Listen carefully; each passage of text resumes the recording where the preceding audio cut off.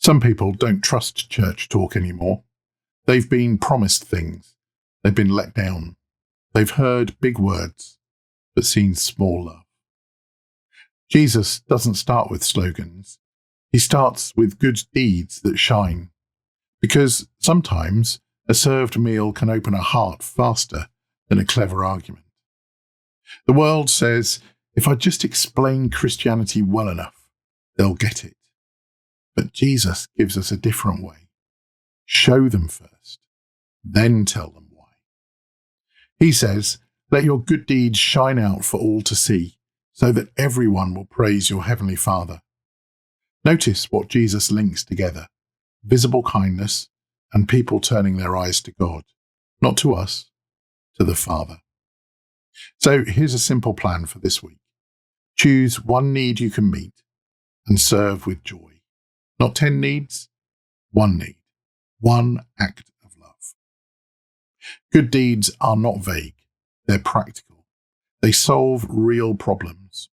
So start by looking for friction in everyday life: loneliness, hunger, stress, clutter, confusion.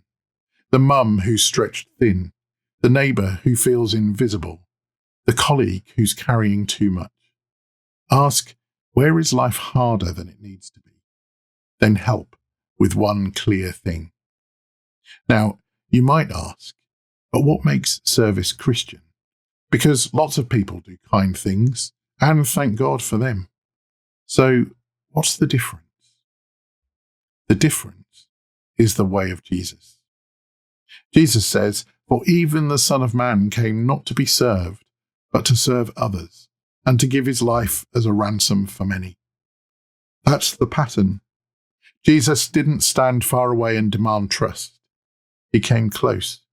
He helped. He healed. He fed. He listened. Then he said, follow me. So we serve where we actually live. At home, we wash up or load the dishwasher without being asked. We listen without rushing to fix. We put the phone down and give our attention. At work, we help a colleague without making a show of it.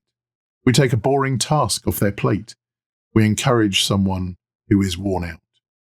In the community, we support a food bank. We join our core outreach. We show up for a neighbour. This isn't extra credit Christianity. This is the normal way of Jesus. And here's some good news. You don't have to copy someone else's calling. You don't have to be loud if you're quiet. You don't have to lead from the front if you serve best behind the scenes. You simply offer what God has already placed in your hand. Maybe you can cook. Maybe you're organised and good with admin. Maybe you can do DIY. Maybe you can drive. Maybe you're warm and welcoming. Maybe you can pray with faith. Maybe you can teach clearly. Maybe you're good at noticing who's left out. Your light doesn't have to look like someone else's torch. It just has to be real.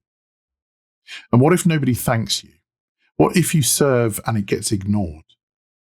This is where faith grows deep. Because we don't serve for applause. We serve because we've already been loved. Some of the brightest good deeds are the ones nobody claps for.